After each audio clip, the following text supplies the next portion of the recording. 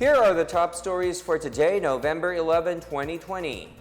Measures have been put in place to mitigate the effects of severe Typhoon Ulysses. As I have promised, gastos ng gobyerno itong bakuna para sa lahat ng Pilipino. President Duterte assures that the government would prioritize the poor once a COVID-19 vaccine becomes available. President Duterte has offered a reward to anyone who could give him information on corrupt government officials. And let us take a look at the little Batanes of Pangasinan.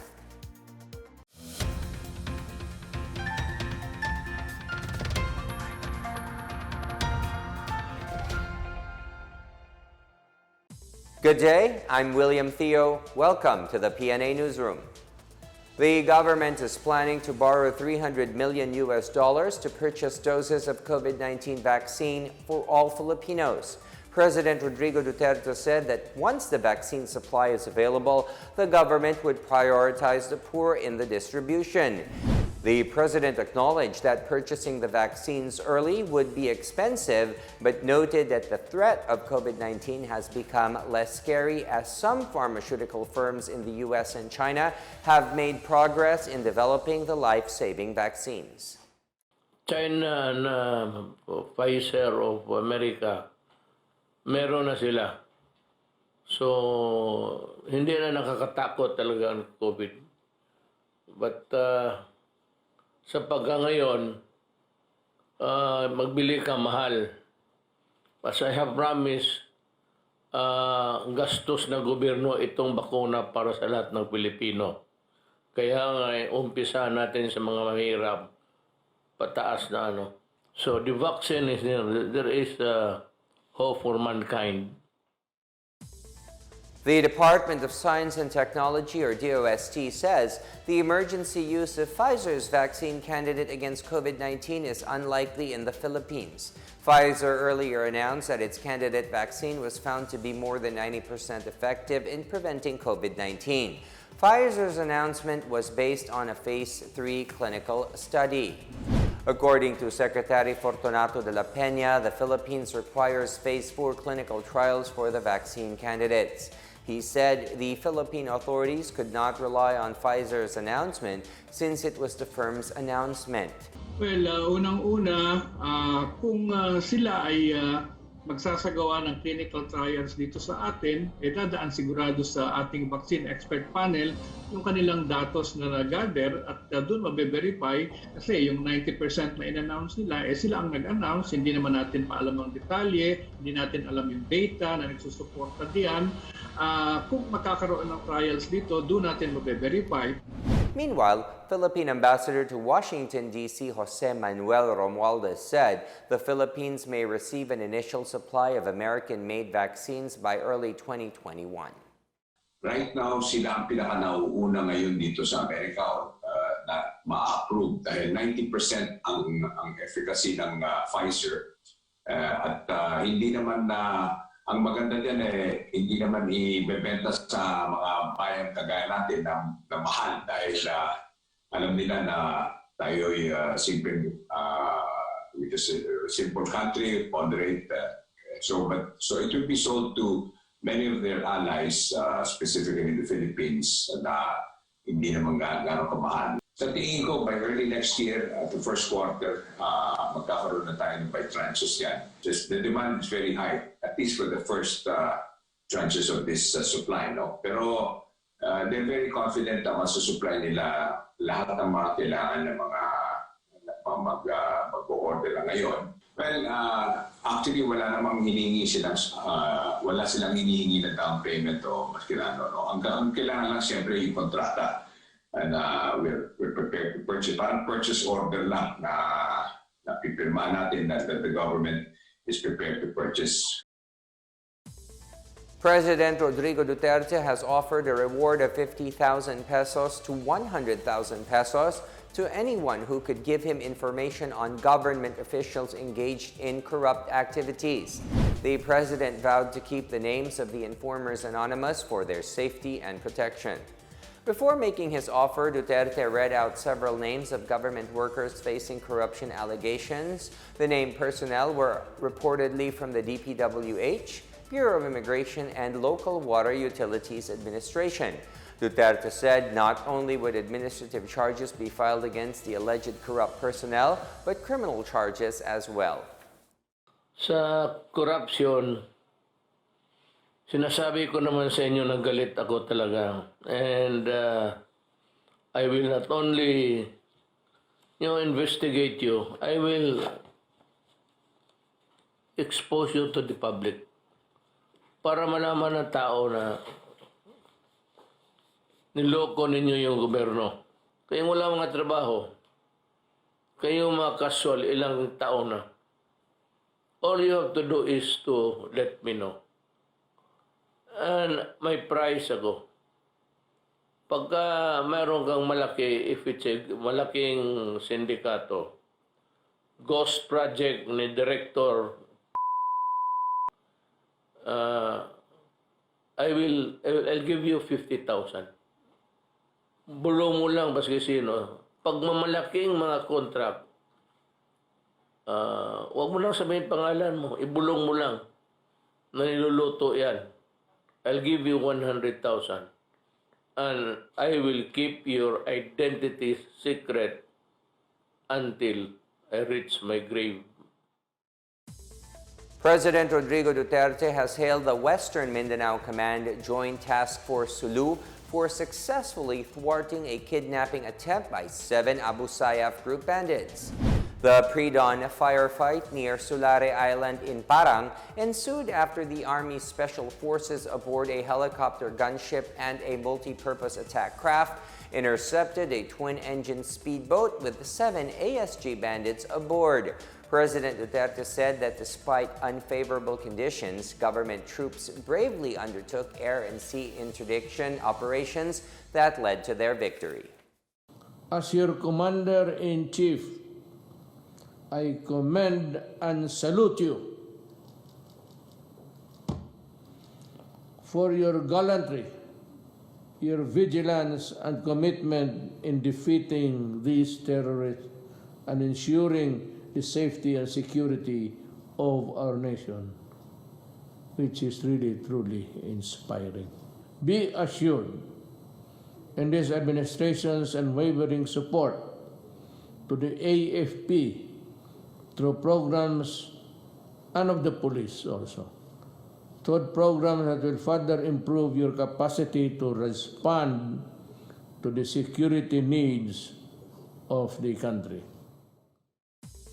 16 more routes open today here in Metro Manila. According to the Land Transportation Franchising and Regulatory Board, or LTFRB, a total of 816 traditional jeepneys are now allowed to resume their operations in the new routes. Roadworthy PUVs are allowed to resume service if they have a valid and existing certificate of public convenience or application for extension of validity, and each unit must be registered with a personal passenger insurance policy. The LTFRB also reminded passengers of the 7 commandments aboard public transportation. Bazaars will soon be allowed in Manila to give businesses the opportunity to earn this Yuletide season. Mayor Isko Moreno Dumagoso assured that minimum health standards will be followed and that everything will be done smoothly. Dumagoso said he asked the Manila Bureau of Permits to start gathering all possible businesses, whether from Manila or not. He said if malls in Manila decide to do their sale bazaars, he will support them as long as businessmen and consumers continue to be responsible and follow health protocols imposed. Still to come, we take a look at the measures being implemented in the different parts of the country for the coming of Ulysses. And DTI assures there will be no price hike on Noche Buena items. More on these when the PNA Newsroom continues.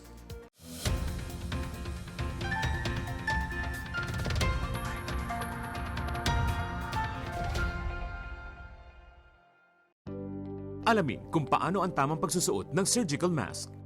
Una, hawakan ang mask sa strap at siguruhing natatakpan nito ang inyong bibig at ilong. Tandaan, ang may kulay na bahagi ng mask ang dapat nasa labas. Ito lamang ang tamang paraan ng pagsuot nito. Ihulma ang nose piece o maliit na metallic strip ayon sa hugis ng inyong ilong. Iwasan ang paghawak sa inyong ilong at bibig. Kung marumi na ang mask, hubarin ito gamit ang strap at itapon ito sa isang basurahan. Siguruhin ang maayos na paghuhugas ng kamay gamit ang sabon at tubig. Ang surgical mask ay dapat gamitin ng mga pasyenteng may sakit sa baga o mga taong mayroong ubo, sipon at lagnat, mga nag-aalaga sa mga may sakit, at mga healthcare at frontline workers. Maaari ring magsuot nito kung kayo ay pupunta sa matataong lugar. Basta't sama-sama at laging handa, kaya natin to! Isang paalala mula sa DOH, PCOO, KBP at ng himpilang ito.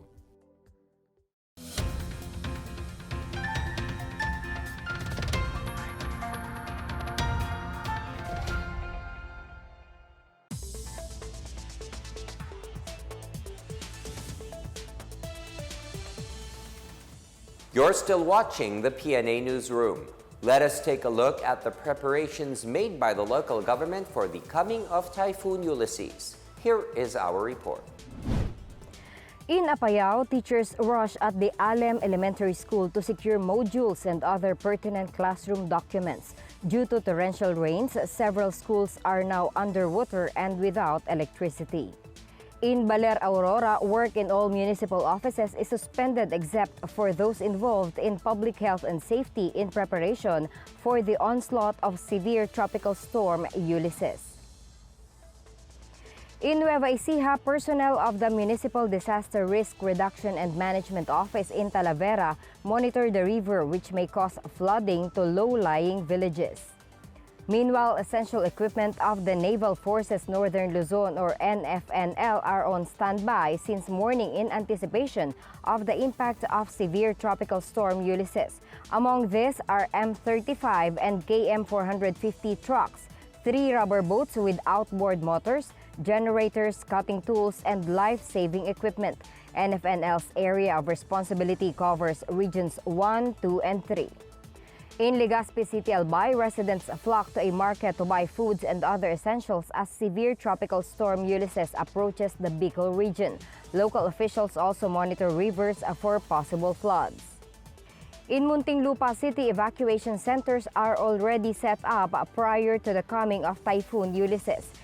Mayor Jaime Fresnedi ordered a preemptive evacuation for those who are living in low-lying areas, coastal areas, as well as flood-prone and landslide-prone areas. 8 barangays in Muntinlupa have already activated their evacuation sites. These are barangays Buli, Kupang, Tunasan, Poblacion, Alabang, Putatan, Bayanan, and Sukat. Preemptive evacuation is also being implemented in Parañaque City, especially for those who are living in flood-prone areas. Mayor Edwin Olivares ordered all barangay in the city to assign focal persons who will coordinate with emergency operation centers and provide status update on their respective areas. Meanwhile, the local government has placed Caloocan City under heightened alert after Pag-asa placed Metro Manila under signal number 3. Authorities are particularly monitoring the water levels at Barangay 160 and 164, which is mostly affected by flooding. For the PNA Newsroom, I'm Marita Muaje.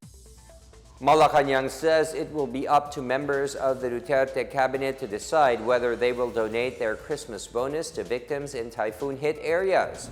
Presidential spokesperson Harry Roque said he voluntarily donated a month's worth of his salary to poor students studying theology.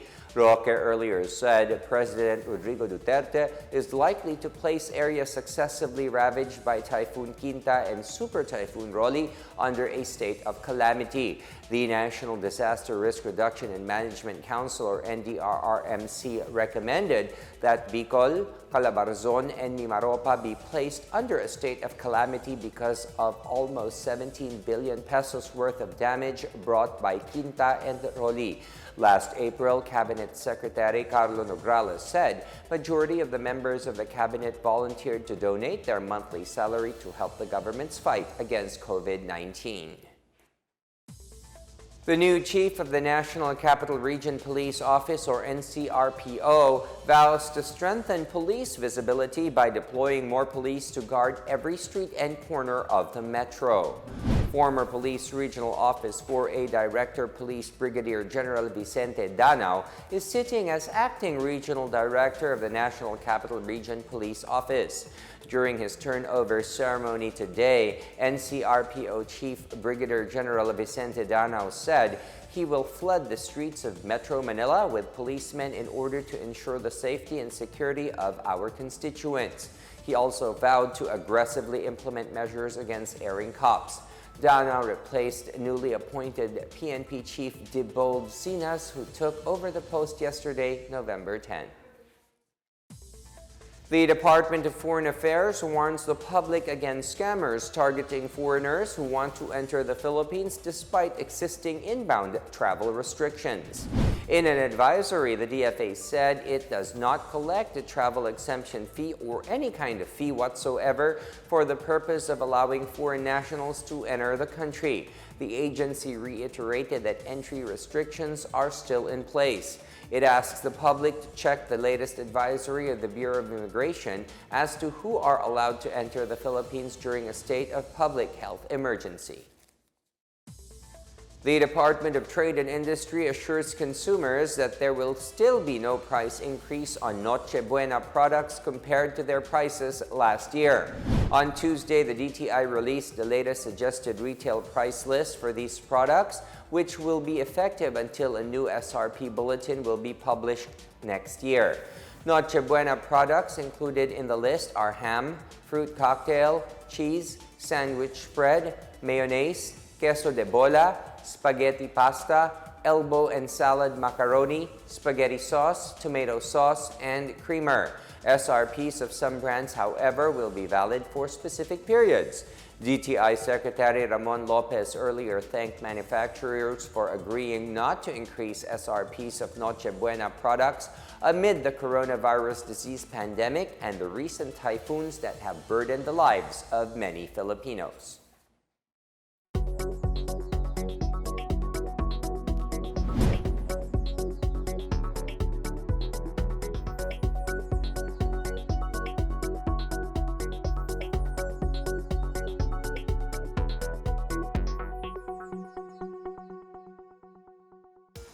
Up next, Bilibid riot leaves 4 dead. And we will bring to you Pangasinan's Little Batanes. More on this when the PNA Newsroom returns.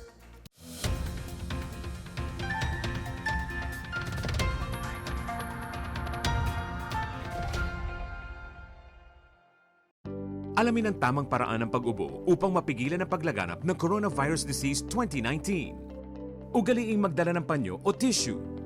Kung uubo o babahing, takpan ang buong ilong at bibig gamit ang panyo o tissue. Kung walang dalang panyo o tissue, maaaring gamitin ang braso na pantakip. Kung nakararamdam na kailangan umubo o bumahing, agad na dumistansya sa mga tao sa paligid. Huwag dumura kung saan-saan, gumamit ng tissue at itapon sa basurahan.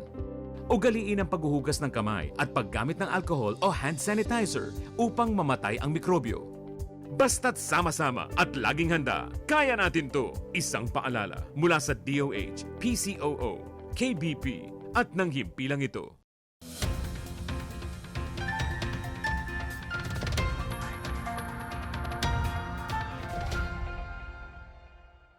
A legal action team that will add teeth to the government's campaign against the Communist Party, the Philippines New People's Army, has been formed in Western Visayas. The Joint Focused Legal Action Team, or JFLAT, has been formed through the Regional Task Force in Ending Local Communist Armed Conflict 6. Major Senon Pancito III, spokesperson for the Army's 3rd Infantry Division, said the JFLAT team has gathered 124 judicial affidavits of former rebels from Western Visayas. These will be used for the government's legal offensives against communist terrorist groups. Pancito believed that the presence of the team will hasten the legal aspect of the government's anti-insurgency efforts. The situation inside the new Bilibid prison is back to normal following Monday's scuffle that left 4 inmates dead. Justice Undersecretary Emeline Aglipay-Villar clarified that the persons deprived of liberty or PDLs in Muntinlupa are not allowed to leave their dorms, and only orderlies or inmates assisting jail nurses are allowed to roam. The scuffle at the NBP's maximum security compound happened around 8 a.m. Monday between members of the prison gangs Sige Sige Sputnik and Sige Sige Commando. Aside from the dead, 64 inmates were injured in the riot. The DOH added that Bucor Director General Gerald Bantag is on top of the situation and is closely monitoring the incident. Government and the people engage anew in free and meaningful discussions in the spirit of Bayanihan with a continuation of Dagdagyao 2020 virtual town hall meetings. More Dagyao virtual dialogues are scheduled to be held on November 12, dubbed as Usapang Ayuda, Mga Programa, Resulta at Pagtataya. Topics include the Social Amelioration Program or SAP. Next is Usapang Stimulus. Bayanihan para sa Recharge Pilipinas will be held on November 19. Other sessions are Usapang National ID on November 26 and Usapang PPE at Test Kits on December 3. The Dagyao Virtual Dialogues kicked off on October 8 in efforts to strengthen trust in the government through dialogues with a focus on issues related to the COVID-19 pandemic. To join the scheduled Dagyao and for further information, please visit the Philippine Open Government Partnership and social media pages of the DILG, DBM, and PCOO. Tourists are now flocking to a beach in Sual, Pangasinan that has become viral on social media for being known as the Little Batanes of Pangasinan. The Bagbag Beach offers a white sand shore with rock formations and a nearby hill that overlooks the islets at the 100 Islands National Park. Netizens agreed that the view from the top of the hill resembles the famous features of Batanes. Other visitors compared the roads to Bagbag Beach to Baguio City because of its zigzag roads and pine trees. Those who would like to enjoy the view at the top of the hill must hike for up to 30 minutes. Bagbag Beach also offers a fishing area and a camping and cottage area maintained by the residents. Tourism in Sual Town is currently open to residents of the Ilocos region and subject to COVID-19 health protocols. Here's the latest in our community billboard. Motorists without RFID or radio frequency identification stickers will still be able to enter and have stickers installed at toll expressways beyond December 1. Transportation Assistant Secretary Goddess Hope Libiran said there will still be RFID stickering lanes that motorists without stickers can enter. There will also be installation sites before toll roads that they can still visit to have an RFID sticker installed. Meantime, only motorists who will enter RFID lanes without an RFID sticker will be penalized. Libiran also said RFID booths and account reloading check stations will be available in strategic areas in all toll expressways.